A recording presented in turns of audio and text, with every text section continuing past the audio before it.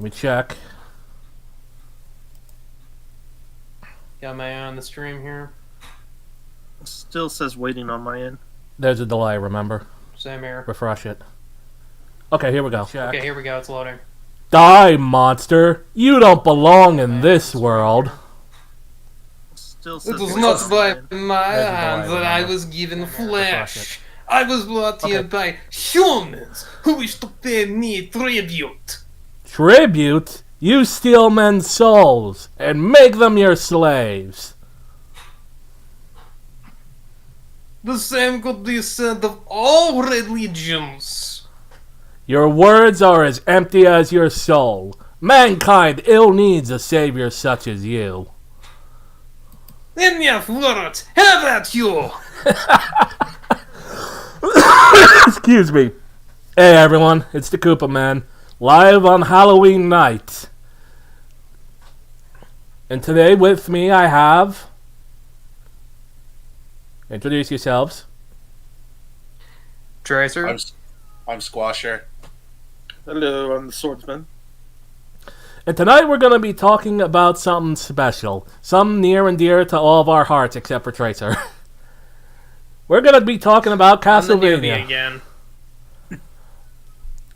So let's go around the room while I set something up in the background.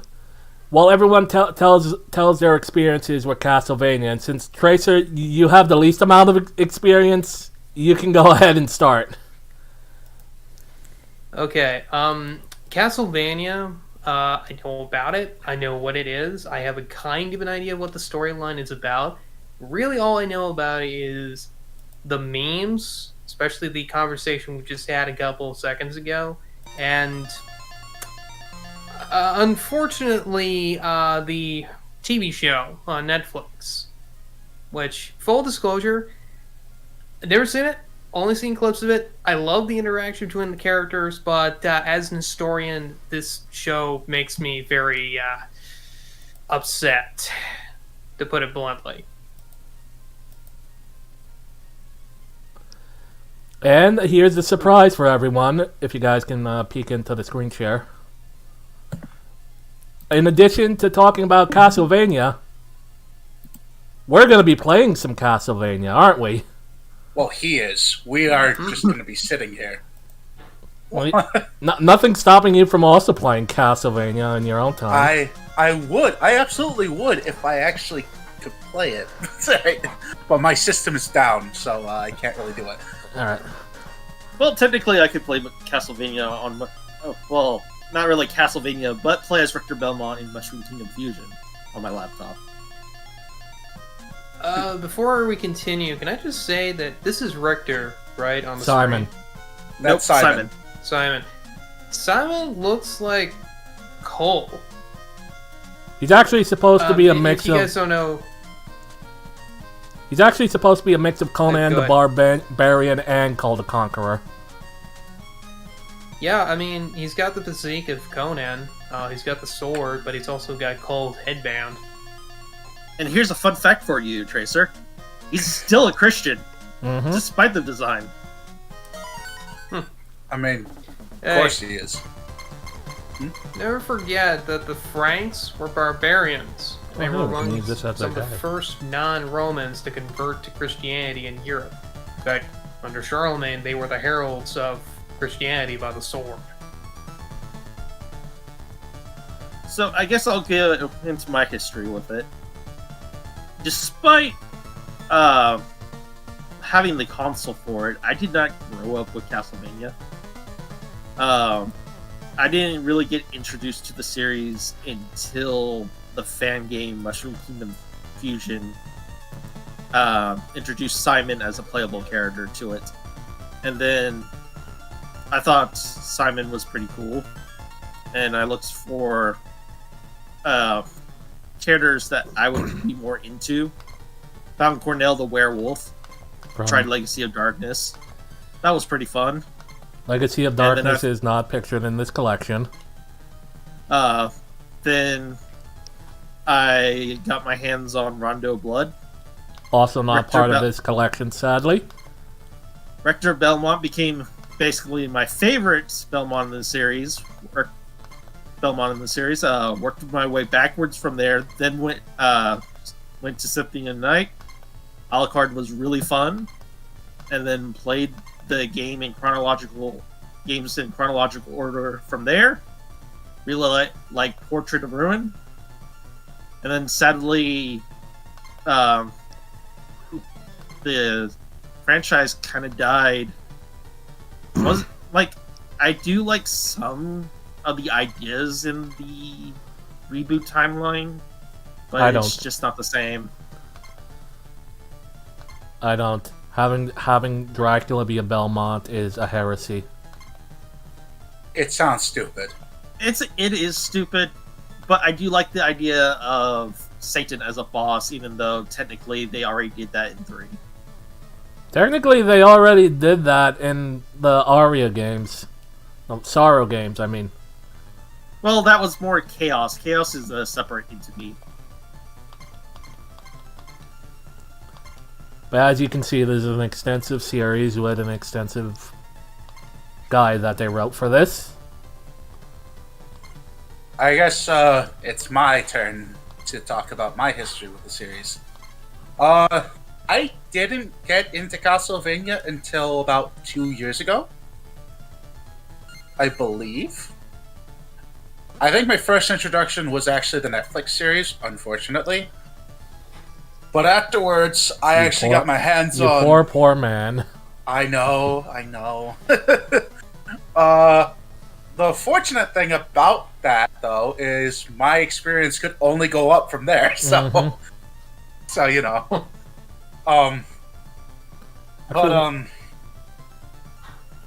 So the games I played the most are Symphony of the Night, which is probably my favorite game of the franchise. I've also played a bit of Rondo of Blood. It is hard to get through, and I will have to try to get through it more often at some point, but I just don't have the time to do it. And I played a bit of Castlevania 1 and 4. I haven't tried 2 or 3 yet, so I'm kind of a bit less experienced with the franchise overall, but I am, from what I know about the lore of it, I am a big fan of it. You know, my favorite character is Richter, so what is your favorite character, Kel?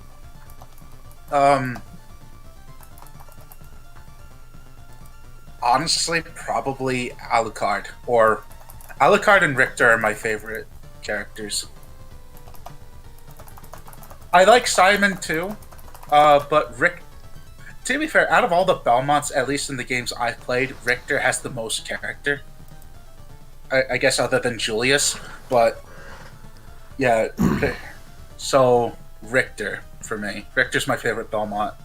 Alucard is one of my favorite characters of the series, though. Well, as for my connections with the series, I've been like you guys. As a kid, I wasn't into Castlevania and haven't even heard of it. But as an adult, well, a teenager at the time, I was a fan of the Angry Video Game Nerd, and I saw his Halloween retrospective of the series, which made me grow a connection not only to the series, but into one game in particular, which was my first Castlevania game, which is what we're going to be playing today. Super Castlevania 4 for the Super Nintendo. And because I have no eyes on the guide, we're going to let Squasher take control of the conversation and make sure we don't go over. But as we're going into this, let me just go over this. This was my favorite Castlevania game, and probably still is. At least it's in the top 3 with Symphony and Rondo, of course. And this is definitely my favorite one with the series' first protagonist, Simon Belmont, who is my favorite of the Belmonts, my favorite of the Castlevania protagonists. Of course. Just a remake of 1, just a little bit more expansive. Yes and no. Yes, and it does. It is a remake of 1, and it does basically replace 1 in the timeline. No, in that it has more stages to it. It's in the it's a very expansive game that doesn't really follow the same formula as one. And because of the joke endings at the end of Castlevania 1 and the plot of a certain, not admittedly non-canonical tie-in manga, we'll talk about that as we go in, but let's read this Star Wars text. Every 100 years, the forces of good mysteriously start to weaken. Thus, the power of Dracula starts to revive itself. His power grows stronger and stronger every 100 years. Dracula has revived many times. However, his sinister actions have been continuously thwarted by the Belmont family. I was going to say clan for a second. To be fair, clan would have worked too. It's been 100 years since the last confrontation between Dracula and the Belmont family, but now the serenity of Transylvania is being threatened by destructive forces. Would have it still been Transylvania in the mid-1500s? On a dark and eerie night. Around that point... Go ahead, Tracer. Go ahead and finish. I'll tell... On a dark and eerie night, Dracula... Around this... we've rehearsed this many times. On a dark and eerie night, Dracula has rose from his grave to unleash his destructive power over the countryside. Once again, Simon Belmont is called upon to destroy Dracula. With only his whip and his courage, he sets out to restore peace to Transylvania. Tracer, give us the history lesson.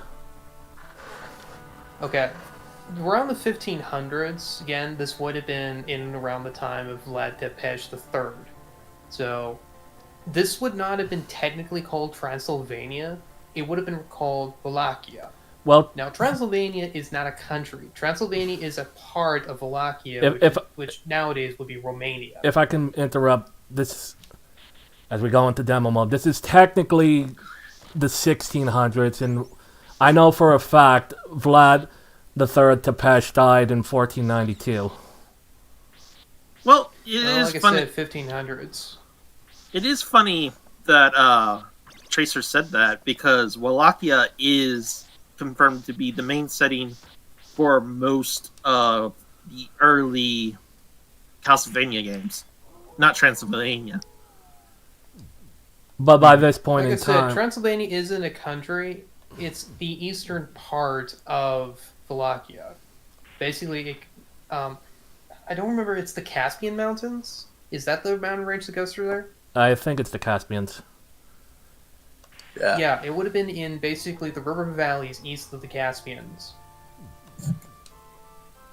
By the way, I believe the story of Simon Belmont takes place in 1692?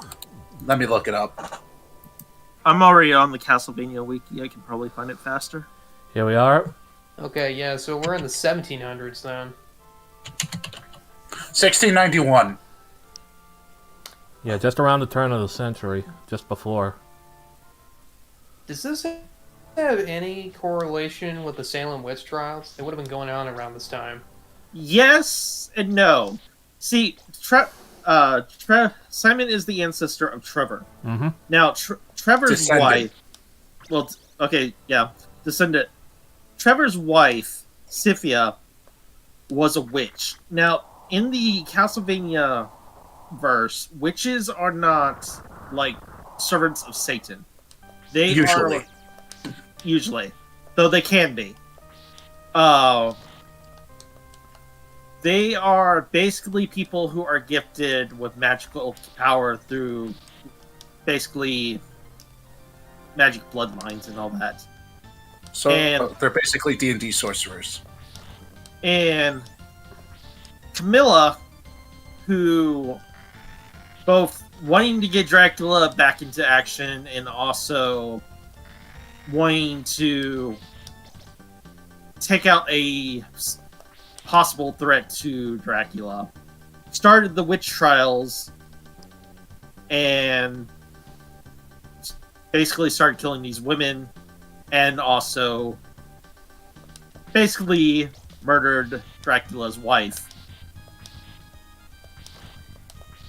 Since I will make this very quick, because I'm going to kind of condense down some history here. Most witch trials, especially the Salem one, very often had little and nothing to do with actual witches. They were basically political spats that occurred with typically within small villages with entrenched familial groups that hated each other. For example, in the case of Salem, it was a fight between the Proctors and the Putnams, who were basically living in, you have Salem Town. Salem Town is a coastal area. It's a merchant's town. You have Salem Village, a series of villages, agricultural. They're at each other's throats. Now you introduce a society that is incredibly strict and is, well, I'm not going to mince words here, is fairly oppressive to women, especially girls. Suddenly, these girls have tremendous power because they can literally just throw accusations at whoever they want. And most of the time, they were thrown at rival suitors because they wanted to get a guy. Most often than not, it was that simple. If anyone was wondering why I said shit, it's because I accidentally picked up an axe. In this game, there are sub-weapons. Sorry to interrupt. In this game, there are sub-weapons that you are allowed to use at the cost of hearts. And while there is no incorrect sub-weapon you can, what I had before the axe was a cross, which is the only correct sub-weapon because it's fucking broken. Like, the cross is generally the best one. It shreds through bosses. Can you switch back to the cross? No, I'm gonna have to find another one. Which I don't think there's another one until level 2. Like, the only one that can compete with the cross, and it highly depends on the game, is the Holy Water. And in this game, the Holy Water, because there's no item crashes, isn't as good. But at least I can still swing from these ranks. Okay. Alright, one last point I need to make about, again, we're using Salem here because it's just the most well-known example. The reason why those witch trials happened and got as ridiculous as they were is around this time Mary II and William of Orange had just taken over England, and they were attempting to consolidate the various chartered towns in New England into a single, well, basically dominion. That's actually where the Massachusetts Commonwealth comes from. That's why it's called that. So because of this, everyone's charters were basically up in flux. There was no real solid, well-put-in-stone law, especially not English law. Now, if this wasn't the case, if the people of Salem had actually followed the proper English procedure, none of the witch trials would have happened, because they were based upon incredibly bogus bullshit, excuse my French here, evidence, including, I'm not kidding, spiritual evidence, where the victim claimed to be attacked by the specter of the supposed witch in question, which, by the way, witches could be men or women. It was just the umbrella term. At least 2 men were killed in the Salem witch trials. Yep. To be fair, is plainly ridiculous. Sorry, go ahead. Go ahead. I don't think this really matters in Wallachia, and because in Wallachia, as far as I know, there weren't any real witch trials, were there? Actually, there wasn't. But this is the reason There was a few, I think. There were witch trials throughout all of Eastern Europe, throughout this period in history, but there wasn't a big collective one like there would have been for... Was that my phone? It's not my phone. My phone's off. No, that was my phone. Okay. The reason I'm bringing up Salem and the circumstances surrounding it is that's gonna come into play when we start talking about the TV show. Oh, yes. Because they were very clearly channeling that, and I need to explain why none of that should have happened if we actually take real history into consideration. Speaking of stuff that we need to get into, going back to the continuity, Sifia was running because the witch trials. Oh, no. She didn't want to die, and basically went up to a church where she was found by Christian monks, and they saved her life by offering sanctuary. In As they return, would. She became one of their top agents to the point where she was given leadership over their their armies. And once Dracula showed his head again, she and her men were sent to stop Dracula. Not the Belmonts, because at the time people were crazy and had exiled the Belmonts. Yeah, they were excommunicated. This was not the church's fault, as it's seen in the show, but actually because of the townspeople. And despite the fear of the common citizen, Trevor Belmont never gave up the faith. So Sifia goes out to fight and gets her men. Her men are slaughtered, and she is turned into a statue by a Cyclops. Because Cyclopses can apparently do that. After she is rescued, she joins up with Alucard, her future husband, and a pirate / thief / rebellion leader by the name of Grant Dynasty. And Her future husband is Trevor Belmont, not Alucard. Just to let you know, Tracer.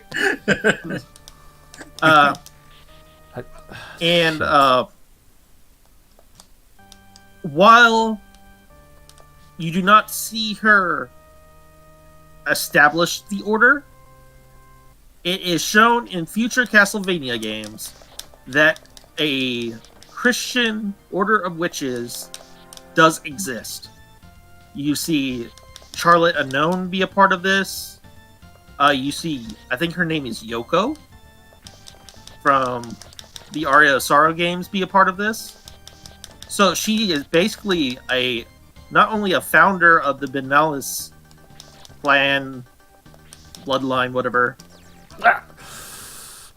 but also the Walked right into that one. magical side of the church.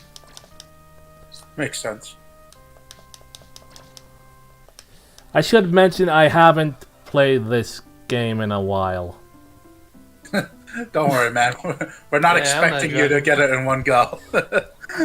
Yeah, to be fair, this is why I normally don't stream video games or conversate in video games together, because a few of those deaths weren't my fault.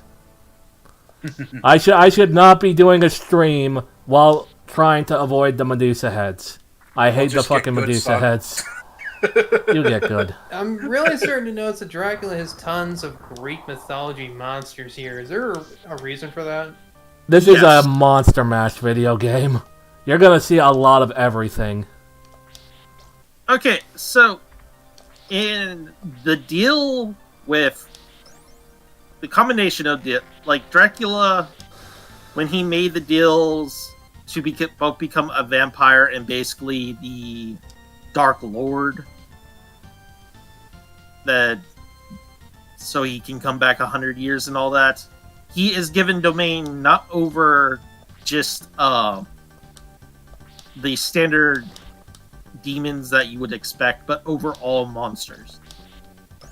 And this would include stuff from like Greek, Japanese, like all mythology. You want to know what's even crazier? I'm not sure we're going to get to that before the end of the stream. One of the bosses is Frankenstein's monster.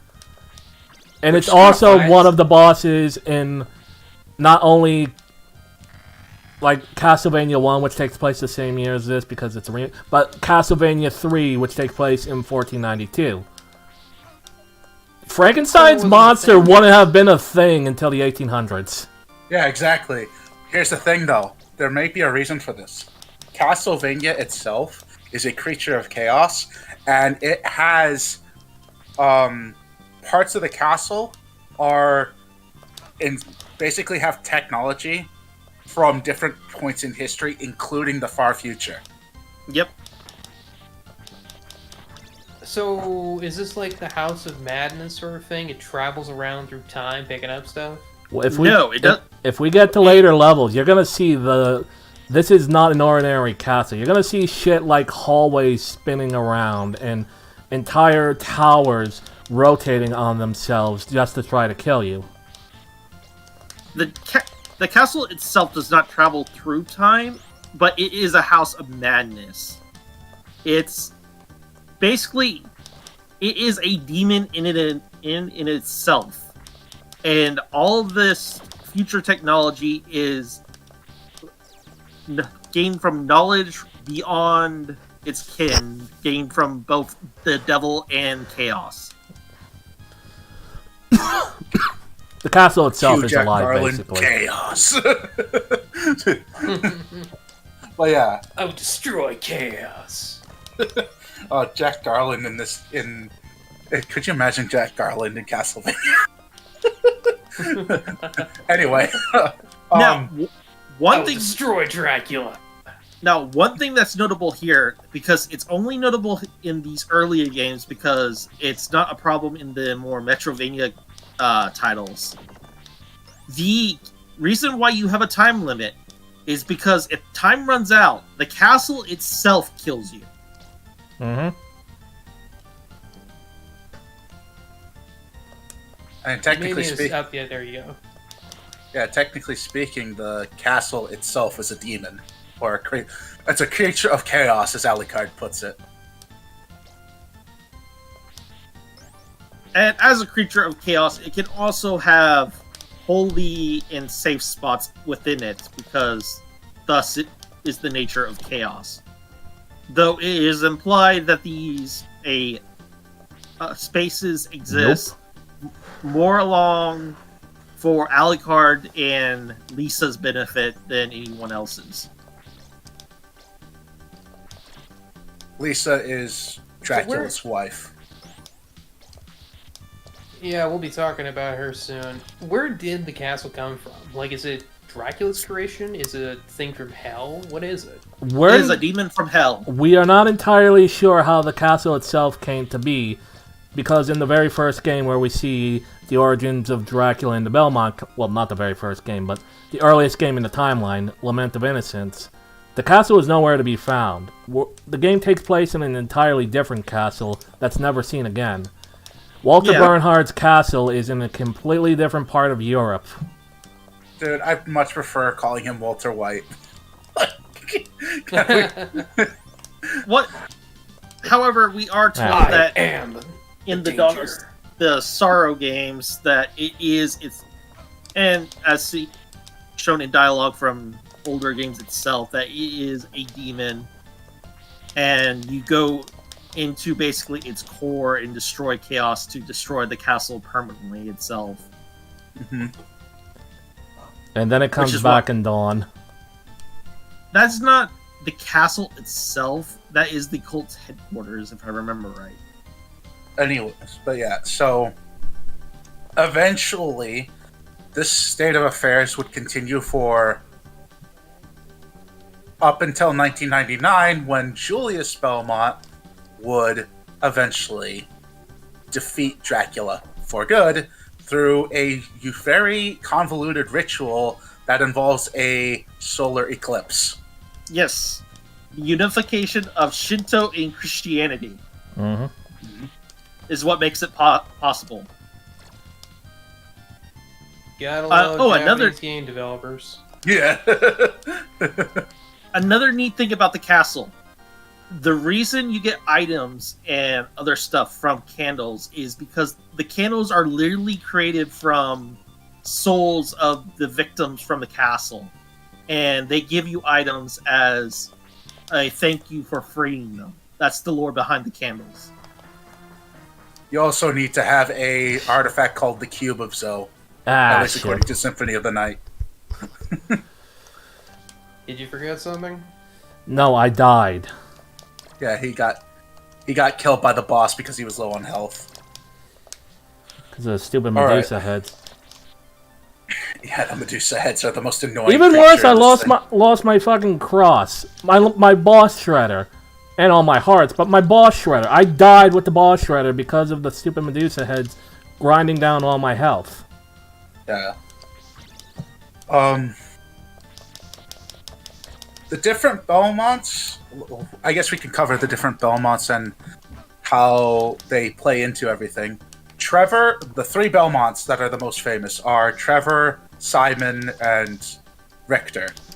Trevor is important to the timeline because he's the first Belmont to kill Dracula. Well, you're also forgetting Julius. There's actually 4. Okay, Julius is the one who kills him at the end, but there's sadly not a game dedicated to him unless you play Dawn of Sorrow and get the bad ending, which is the main character that you're playing as, Soma, becomes the new Dark Lord, or becomes the Dark Lord again because he is technically the reincarnation of Dracula. So, but yeah. Do you want to explain Simon and? Okay, so Simon is the reason why Simon is so important is more along the lines that he fought Dracula multiple times and survived.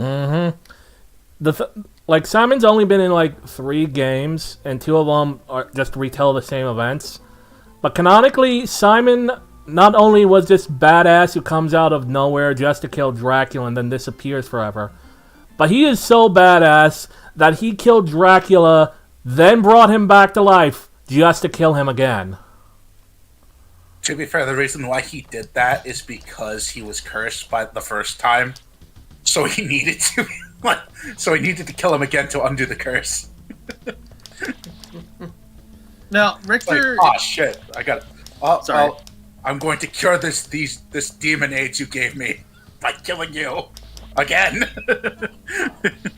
Well, it's less... I am Bushy, the Bush Spirit!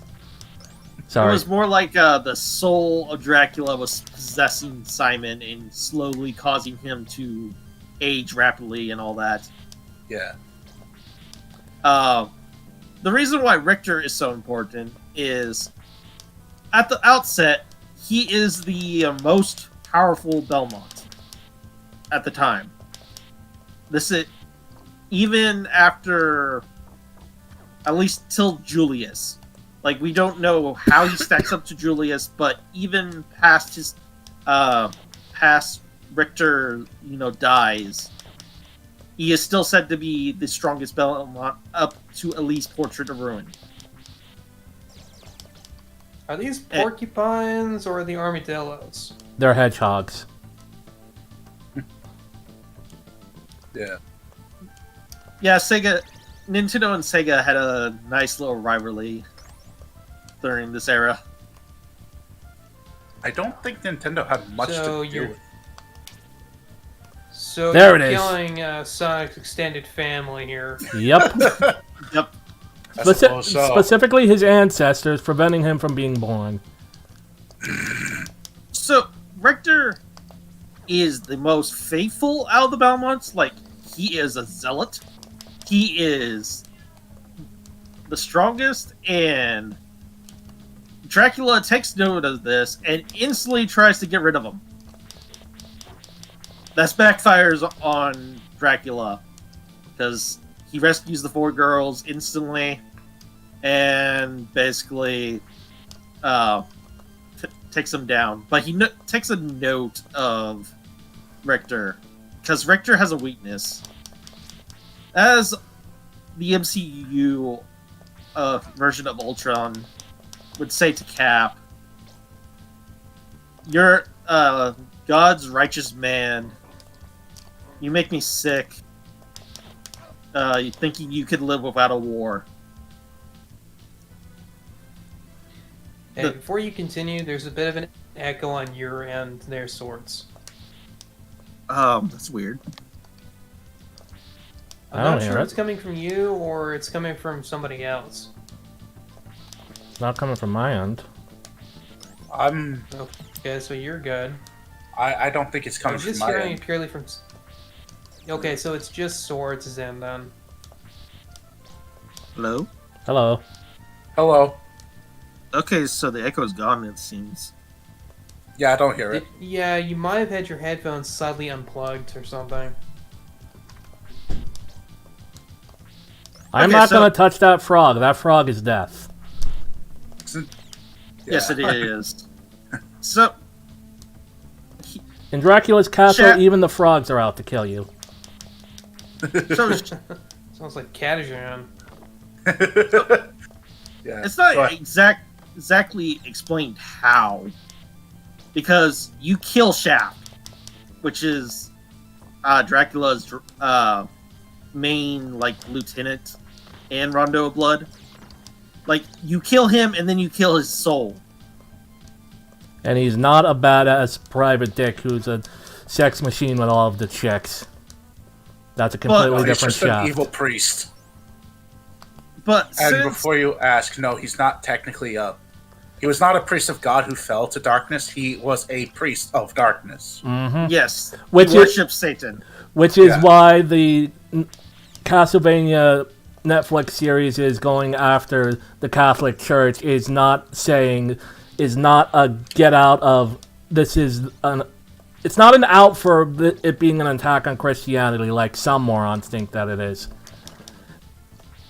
Anyways, Shaft somehow makes comes back from the dead, literally, and using that little since Richter is like a soldier with coming back from a war, uses that small listlessness that he has in his heart to basically take control of his body. You were wondering about all the different kinds of monsters. You just saw Medusa. Oh shit! I grabbed it again. Fuck. All right, there's another one coming up soon. I hope. Yeah. He does this for two reasons. Technically speaking, it'd be a. Sorry. Technically speaking, that would be a Gorgon, not Medusa. But continue. No, it's specifically Medusa, and the other ones are Gorgons, but they're named Medusa heads for some stupid reason.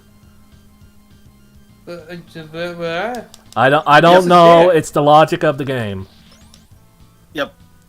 Okay. We'll just assume that Hale somehow got her soul or something. It's Japanese. It's Japanese developers. They don't everyone necessarily know it. who dies in the castle comes back when the castle returns. So, Frankenstein's monster appears several times. Dracula's not the only one revived, and the second to last boss in this game is the Angel of Death. And oh, thank God I got my cross back. Which might Anyways. explain why all these characters are able to cheat death. Because death is cheating. Makes Oh. sense.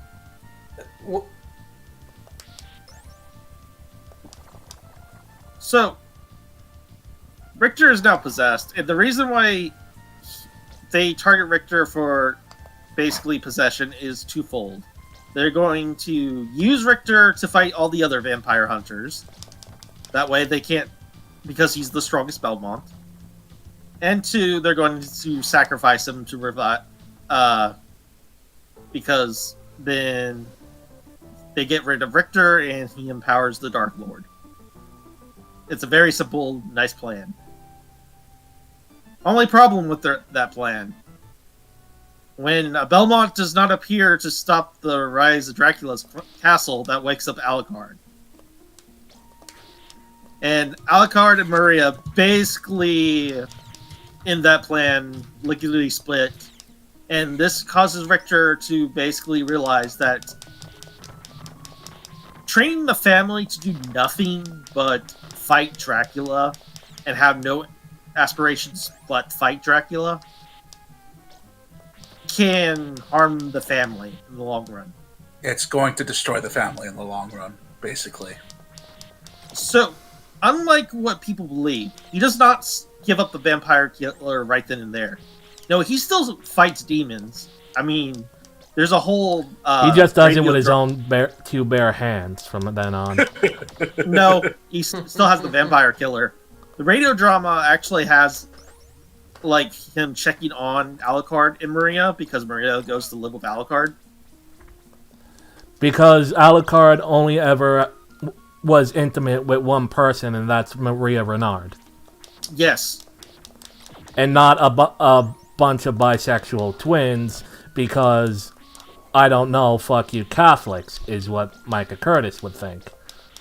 The thing is, Alucard in the games was a loner who, until Maria, refused to get intimate with anyone because he saw himself as a monster and thought that if he got close to anyone, he would just destroy them.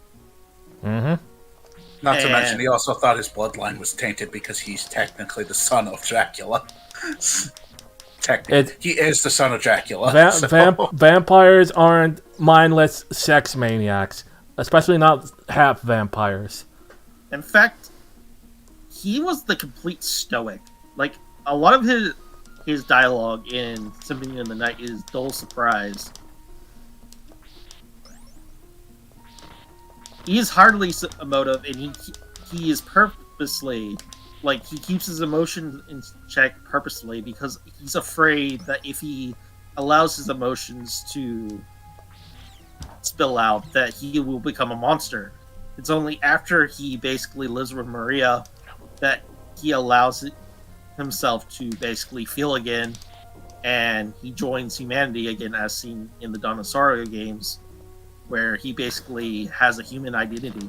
Centuries after her death, but still. Mm-hmm. Not only that, but he also tries to help his reincarnated father not become the Dark Lord again. Yeah, that would be very wise to not happen. Yeah. I could use a Does pot he roast. succeed?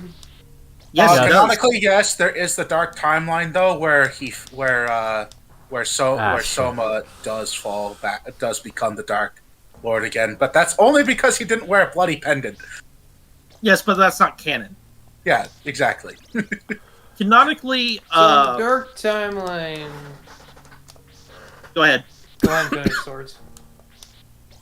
I was just saying, Shit. to explain what happens, because Dracula is permanently killed by the ritual with the eclipse. And, the thing is, while the series mostly follows Christianity, a exception is allowed where God purposely reincarnates Mathis's soul and Lisa's soul. I mean, to be fair, it's not the first reincarnation that ever happened throughout Christianity, so far from it. To explain, Dracula is a real life. Dracula, the vampire in this series, is not actually Vlad Tepes. He is in fact a character by the name of Matthias. I don't remember his last name. He was a crusader. Porcus, I think. Yeah. Don't really agree with Koopa there, but I'll move on. Basically, I don't have the Bible in front of me. I have the game in front of me. But I am certain of this. Basically, how you get the Dark Ending is to recreate Dracula. They kill Lisa supposedly right in front of Soma, but the pendant that Lisa's reincarnation gives Soma allows him to basically keep his emotions in check and realize that it's just a doppelganger, not the real thing. Now, canonically, Soma does not become the Dark Lord. Death goes right up to Soma, asks his old friend, would you please return to becoming the Dark Lord, joining the forces of Satan, and picking up your old job and all that, and rebelling against God. And Soma politely declines. Death does a little bow, says, shit. Politely says his goodbye because Dracula was Death's only friend, and leaves. I gotta say, I kind of feel. Have a good day. I kind of feel sad for Death in that case. It's like my old colleague is basically doesn't want to come back to work at this shitty job with me.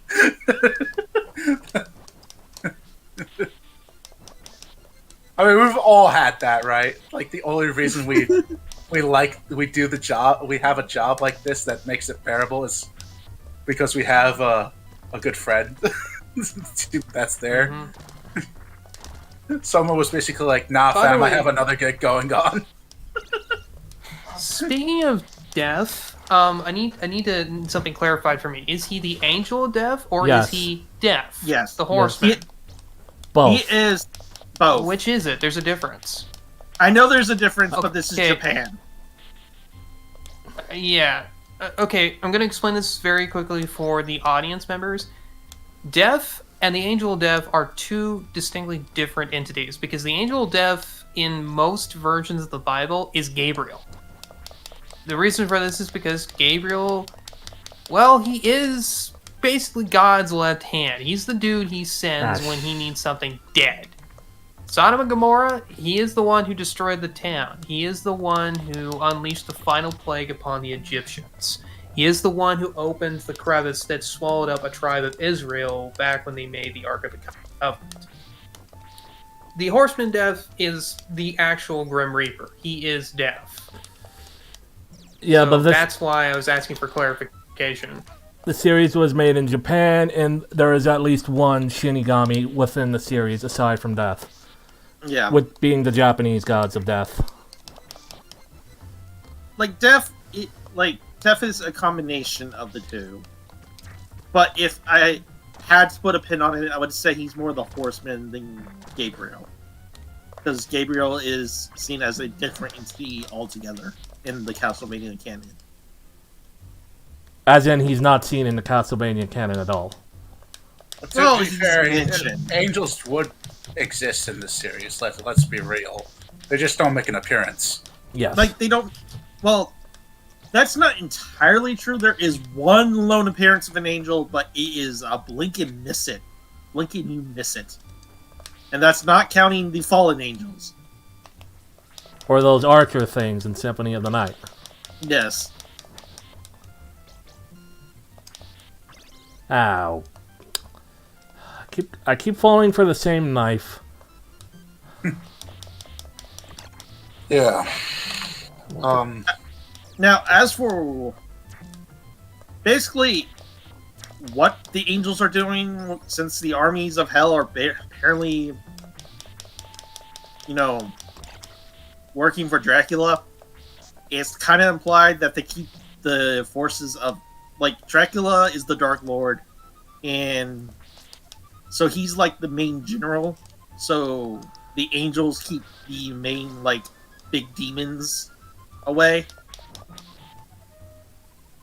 Yeah. Well, the church and the Belmonts keep Dracula away. I mean, you have the spiritual battle in the other realms, whereas on the human realm, you let the humans deal with it, which makes sense. Especially since humans in this universe can actually do that. So I think we covered pretty much the canon timeline. Well, there's one thing we still need to talk about. Oh yeah, go ahead. Chaos. Yes, Jack Garland, tell us about chaos. We have to destroy it. That's all you need to know about it. It must be destroyed. It isn't a want, it's a need. It is a separate entity from the devil who does appear in Castlevania 3 as the final boss. At least according to the Japanese manual in Give me a 3. sec. My wrist is cramping. That up. means, canonically speaking, Trevor has fought Satan and won. Yes, he is the weird bird thing. According to Castlevania Wiki, it is the devil in Japan. So The devil is Zinch. So Chaos, on the other hand, there's not much known about it. We know that it keeps the castle coming back. We know it is responsible for Dracula's immortality, and it is said to be dark and opposite to God. So it's basically Anti-god. basically that's probably the best way to put it. You got the axe again. Didn't have the cross, so... And I know there's a cross hidden in this crevice over here, so I'll be fine. It was like Satan leads most of the demons and all that. Chaos is the creator of all the other monsters, apparently.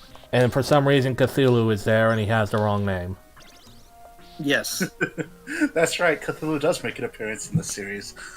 But for some reason, he looks like the devil from Night on Bald Mountain, while there is a character who looks like Cthulhu, but for some reason he's called something else, Malachite specifically. And we do not know why. Actually, we do know why. We're just pretending that we don't know why because it's funnier that way. But I think that covers all the major players in Castlevania. Yeah, I think so. So yeah, that's basically a summary of the series.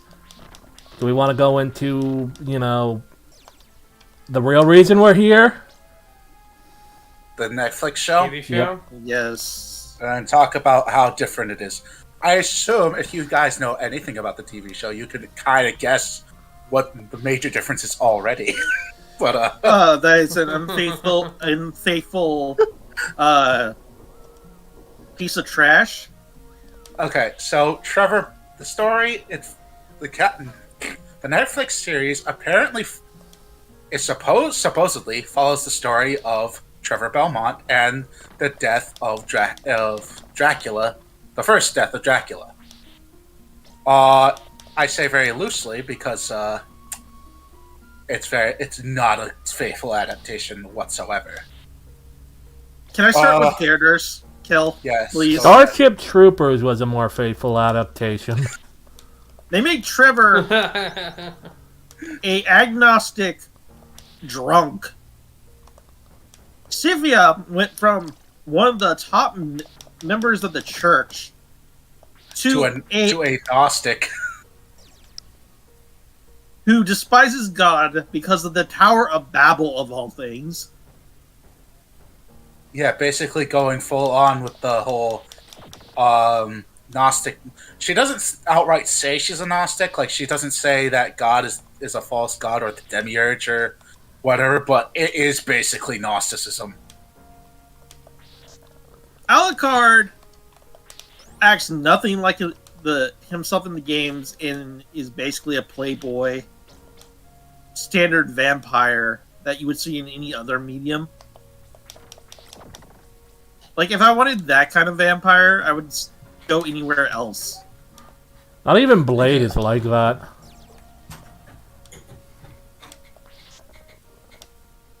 And they took Dracula's castle. It's no longer a demon of chaos.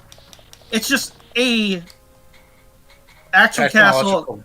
Yeah, it's a technological marvel with super advanced technology because apparently Dracula is such a brilliant engineer and scientist. He's a horrible fighter, but a brilliant scientist.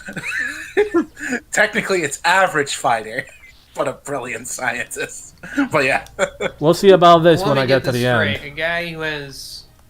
This guy has beef against humanity, but he's a brilliant scientist, and he doesn't think to use that technology to, I don't know, make the world better or take over the world. No, because of Garth Ennis's anti-church stances, the church will burn all technology, and that's why his wife is dead. let's not get into that Never yet. mind, the church financed most of the universities. Yeah, I Yep. agree, but let's But- not but- get into but the Tracer- whole bullshit with Lisa but- yet. But Tracer, it's not anti-Christian because it's anti-Catholic, and that's okay for some reason. Ook, ook, ook. Fuck off. Oh, speaking of Like, Lisa, I'm a non-denominational Protestant. Even I have to admit that it's just complete and utter bullshit. Mm-hmm. speaking of Lisa, though, Lisa was a Christian, and it is highly implied to be a saint with divine blood, which is how Alucard can use the holy items in Symphony of the Night, according to interviews. A saint. Yeah, she's a saint with a divine bloodline. In the show, they made her a standard doctor that is misunderstood because people are so stupid that they can't understand basic medicine. It basically goes with the whole idea that people were so superstitious and ignorant back in those days. Don't get me wrong, there were a lot of superstitious people, but it was nowhere near as bad as people make it out to be. Garth Ennis is one of those people who thinks before 1492 everyone thought the Earth was flat. But he also thinks Christopher... Not the ancient Greeks, not anybody. But he also thinks Christopher Columbus is a massive racist for some reason. Despite the fact that he was only ever arrested for killing Spaniards because the Spaniards were racist. Tracer, let's not kid ourselves. There are definitely people who thought the Earth was flat. No, because the FBI and CIA didn't exist at that time. Okay, that's fair. You know what? You're right. That is absolutely fair. Ah, shit. Stupid fish man.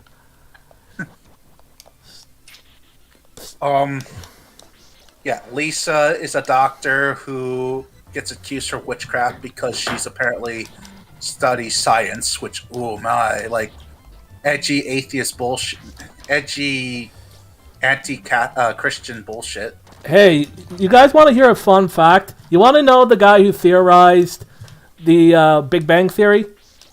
A Franciscan monk. Yup. Not to mention all the medical advancements that the Catholic Church helped, create. I have to be... Quick side note. How about the fact that Lisa... I'll make this quick. The fact that Lisa is a trained physician more than likely means she was trained at any one of the universities that existed around this time that were founded, funded, and instructed by the Catholic Church.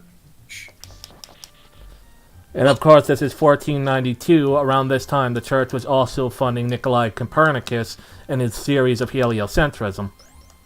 But here's the thing. We're playing by Netflix game. The thing is, the Catholic Church wouldn't be involved in the first place.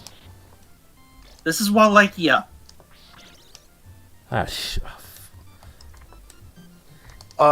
Yeah, I knew you were going to bring that up. Let me explain that very briefly. Around this point in time, obviously, you did have the fall of the Byzantine Empire and the Ottomans taking over the Balkans. Because of this, Wallachia was a weird hodgepodge of Catholics, Orthodox, and Muslims, as well as a number of smaller faiths such as Jews and a couple of covenants of pagans. The point is, around this point in time, the majority of the population, as I believe, would have been Orthodox, not Catholic. Especially not in the realm of Transylvania, which again is east of the Carpathians. Though today, Romania is in a weird spot because out of all of the Eastern European nations, only Romania and Poland are today majority Catholic. It is also, to be fair, it is also entirely possible, and probably even likely, that the Belmonts are Catholic, due to the simple fact that Leon Belmont, the first Belmont who started this whole thing, was a Catholic crusader. So this whole thing was funded by the Catholic Church. Belmont is a French name. name. Also a French name. Yeah, so it's very likely they are French. With some Romanian, with some Wallachian mixed in as well, because of course, they would want to stay in the region. Yeah, since this is where Matthias sets up shop. Slight pet peeve. If fuck. he is French, then his name probably would be pronounced Matthias. Again, Okay. just pet peeve. Okay. So yeah, Swords, your butchering of the name was technically the most correct way to pronounce it. Ow. I mean, go for correct. Don't get me wrong. Go for correct. I'm just saying, if he is French, it probably is Matthias. Gotcha. This is why I normally don't. Yeah, you know what? Let's put the game away and actually focus on the conversation for a little bit because I'm tired of getting my ass kicked because I'm half distracted. Gotcha. Okay. I do want to circle back to how the Netflix Vania despises Christianity. I mean, we can talk hours about what they did to the cross weapon, sub weapon, but we need to talk about how they butchered the rest of the cast. Doesn't make an appearance. Hector, poor Hector, Why isn't my mouse goes working? goes from the protagonist of his own game to basically what's the best way I can put this? He's made into a slave for Camilla. And is raped by one of the female vampires. Well, maybe not rape, but you get the Pretty point. much. His own villain is completely rewritten into an entirely different character and given more gravitas and respect than Hector is. Despite Hector supposedly being the main protagonist of that mini arc.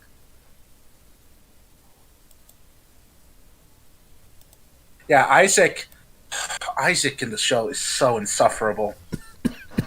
Like, to give you some context, Hector and Isaac are these Hellforge masters, right? Is that what they're called? Right. Yes. They can basically reanimate the dead. And they were well, that's what the show does. okay. In the game, it's a little bit different. They can, they actually summon demons full on. Right. The point is, Hector has a crisis of they're both recruited by Dracula to build his armies. Hector ends up having a crisis of conscience and ends up helping Trevor, after Dracula is defeat Isaac, who is his companion, who is basically more or less the Joker.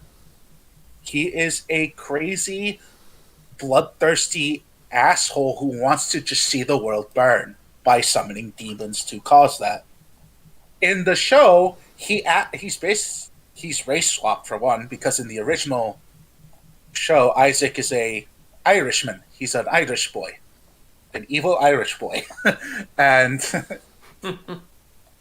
yeah, he's a bit of a loose cannon Joker type of character. He's basically the IRA. Speaking of, you want to know actually what this character sort of reminds me of? Has anyone here seen the movie The Eagle Has Landed with Michael Caine?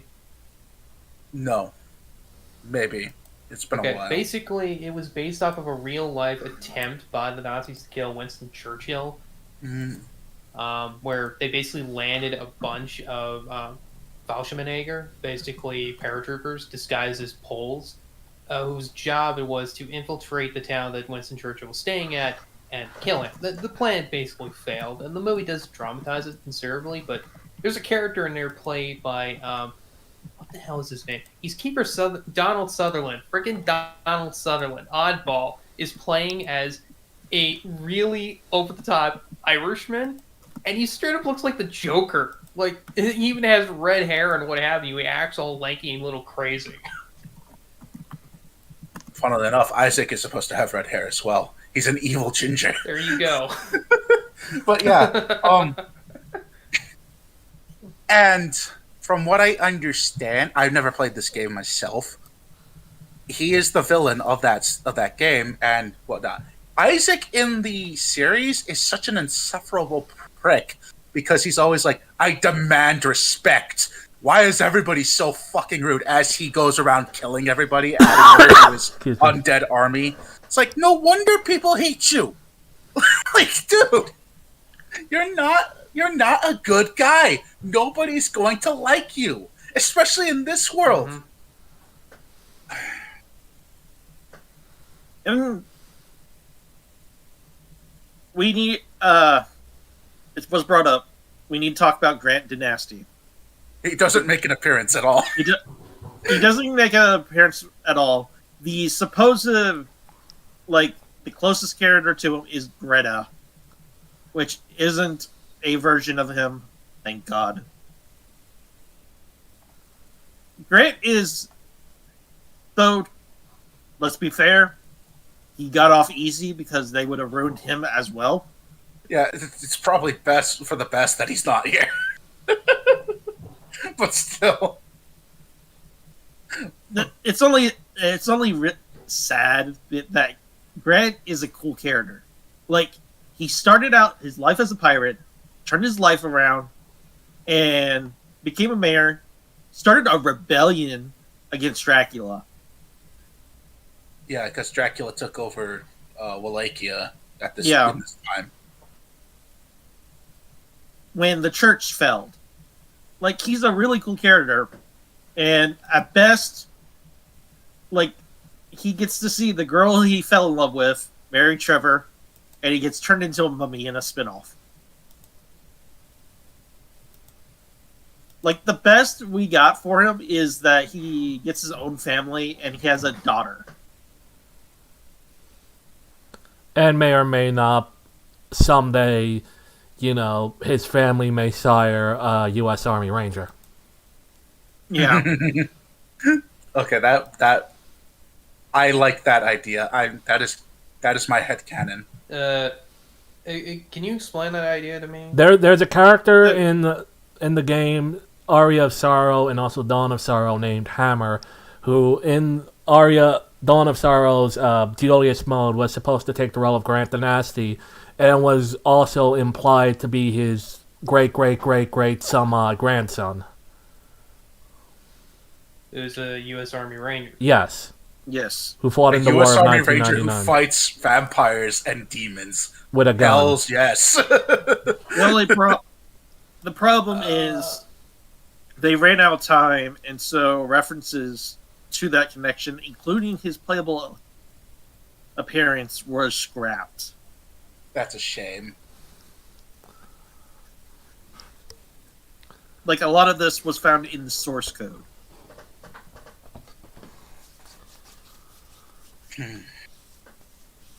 One thing, I'm going to make this very quick, because this thought just sort of occurred to me, because I'm sort of thinking about this.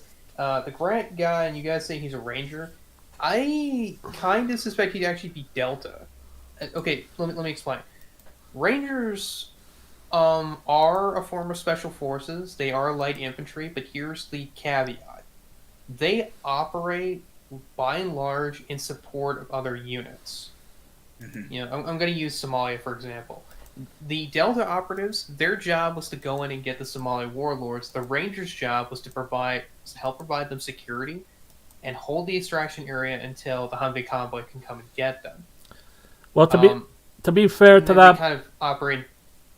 To be fair to that point of U.S. Army Rangers being support, if they were positioned in the Battle of 1999, they would be giving support to the Belmonts and the Church's forces. So They would, but I'm gonna get to that point. The main distinctive difference between Rangers and Delta is that Delta operates in small unit teams, whereas Rangers operate in chocks, and those chocks operate in companies.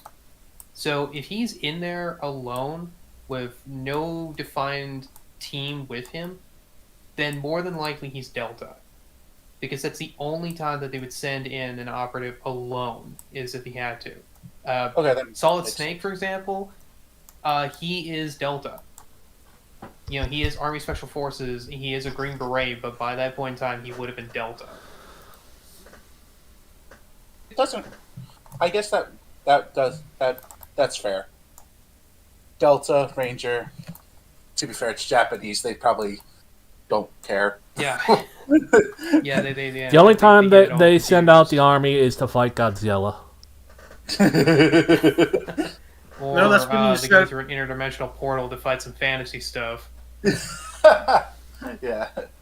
No, if you're going to fight Godzilla, you send out the Power Rangers. Yes. So yeah, that's Grant. Is there any other characters that we need to cover? Not really. All right. Well, there is the big man himself. Dracula. Dracula. So, Dracula in the game series, from what I understand, was actually being slowly redeemed by Lisa at this time period.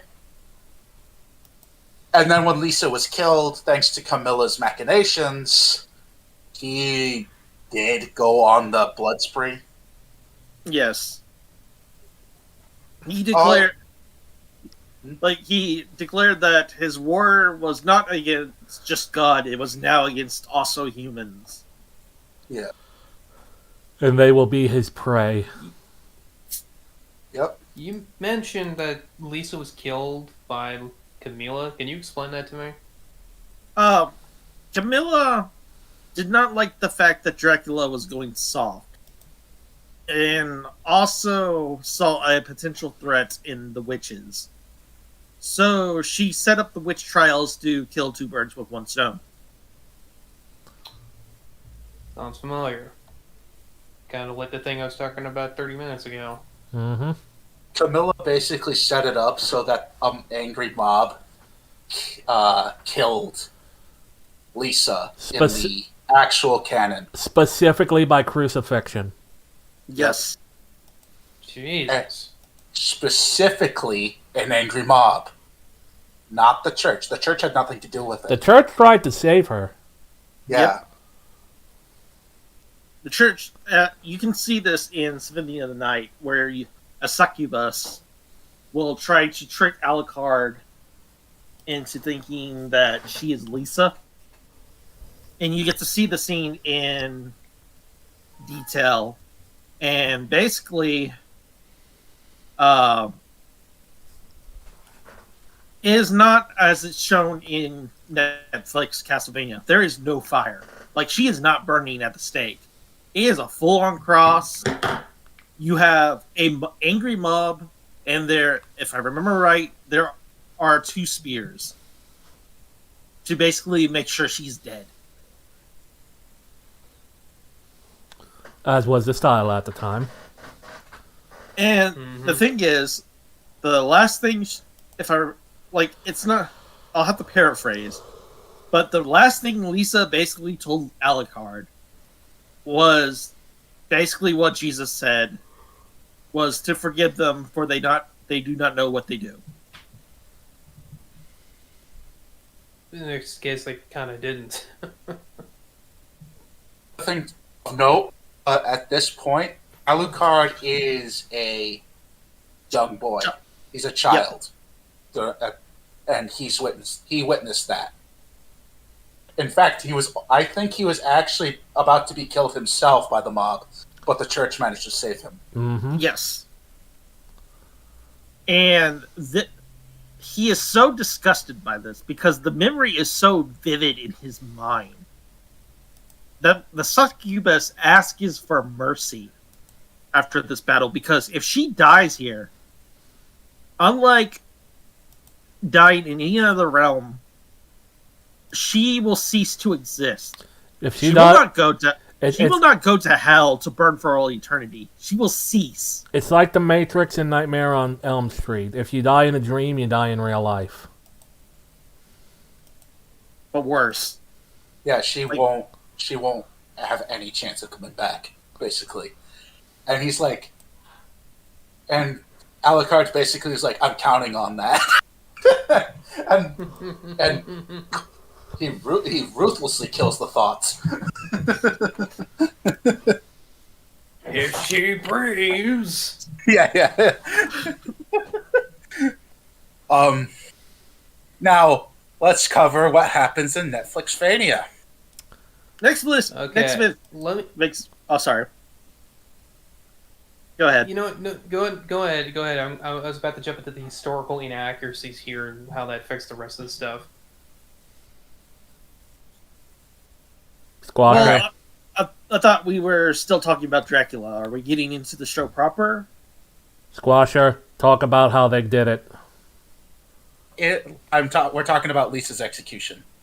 So in Netflix Vania, she is apparently called out as a witch because she is really good at healing people.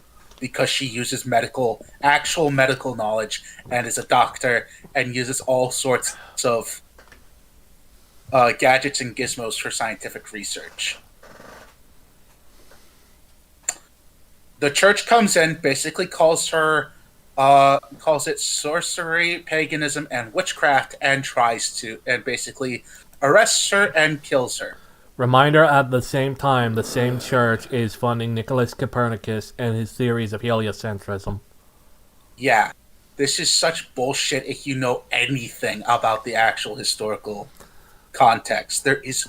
If they saw this woman was basically pulling this off, they would have immediately brought her to a university. But squash her, it's not an anti-Christian attack, it's just anti-Catholic. And that is okay for some reason, because Micah Curtis was either raised as a Lutheran or as an Anglican. And they really hate the... for a second,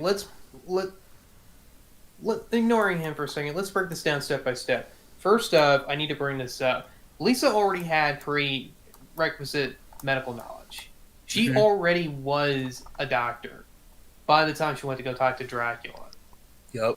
We know this because she understood and recognized many of the inventions that were there in the castle. And mind you, most of these inventions are not as, these are really advanced stuff. No, most of the shit was invented by the Greeks. Most of the shit was known to the Catholic Church, and, as weird as this is going to sound, the Ottomans.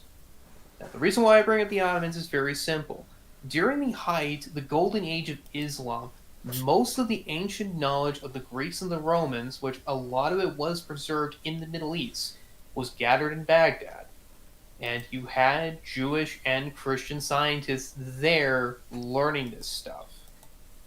The Ottomans, ironically, when they conquered this entire region, would bring most of this medical knowledge back to Anatolia, where it would make contact with the rest of the Catholic community, and would spread like wildfire.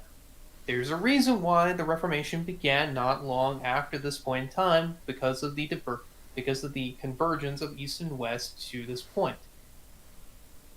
Regardless, she would have been trained, given the skill that she already showed at a university. She would have already been a member of the Catholic Church, or at least an affiliate.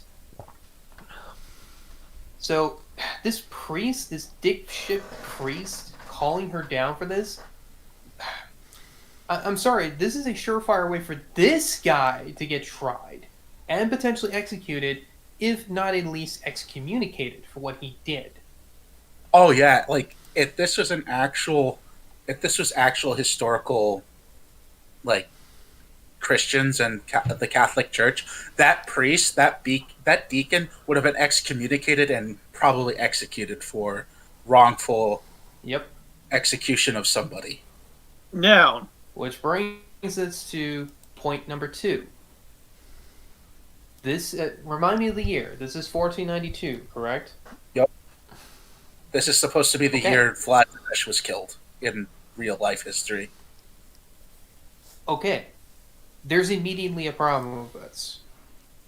Because this is taking place in Wallachia, and this is taking place specifically in Transylvania, this entire region would not be Catholic. It would be Orthodox. Why is there a Catholic priest here? Why are the villagers... First off, why are the villagers dressed up like they're in Western Europe? They're Slavs! They should look like Slavs! They look like they're in France or something. To be fair, Castlevania doesn't make any distinction between the denominations of Christianity. So, well, honestly, they should if they're going to bring any kind of historical research into this. Which, whatever. Oh, don't get me wrong. I agree with you, but yeah. Now, to be fair to only the first season, the priest and his cohorts are not treated as actual, they're actual priests. They have lost the favor of God and cannot do all that stuff. This is why your work makes God puke. Yeah, that's like the best scene in involving that priest, as far as I'm concerned. However, I remind you, this is after 8 rewrites, and that as soon as Warren Ellis was Garth off, Ennis. Garth Ennis was off Iga's leash. Guess what he put in? That dumbass scene from the beginning of season 2. Worse. He reanimated the zombie of that priest. And the priest, somehow that priest managed to create holy water. Yes. Even though What? it doesn't work that way. It shouldn't work that way. It doesn't work that That's way. not how the Force works. Yeah, basically. And this is also a problem with the next one, but basically, God is a non-factor in this. Anything the writer wants holy properties to happen will happen, regardless if that would be his intent or not. God's intent or not. But as soon as there's another supernatural entity, suddenly they're allowed to have character, intent, and all that. But not God. God is basically just a tool to be used. Yeah. Going back to Lisa's execution, there's one final point I need to make. This is number 3. The trial. There isn't a trial. There is a reason why I brought this up with the Salem witch trials. Why I brought up the fact that the law basically was non-existent at the time because of the political chaos that was going on at the time, thanks to the Glorious Revolution. In a real witch trial, not some bullshit Puritan, I want to get rid of you because I want to date your boyfriend sort of trial. No, a real certified Catholic witch trial. The actual trial would have been incredibly extensive because they're not fools. They want to actually make damn sure that they are killing the right person here. At the very least, you would have needed physical evidence of her actual witch dealing, and you would have needed at least 2 witnesses to be a confirmed, concrete example of her doing a witchcraft. Sure, the Inquisition literally would have saved her life. Yeah, because that's what the Inquisition does. They are not responsible for torturing you. They are not responsible for arresting you. Their job is to detect, to investigate. Fun fact, the Catholic Church actually ended more witch hunts than they started, which is more than 0. And the sad thing is, and this is being confirmed to be Warren Ellis, Warren Ellis could have made this work. Not really. He wrote Crossed, for fuck's sake. He is all edge and no point. Yes, but for the sake of the argument, he could have justified this. Because Lisa is dating Dracula. She's married to him. Yeah, she is married to him. That could have been grounds for an execution.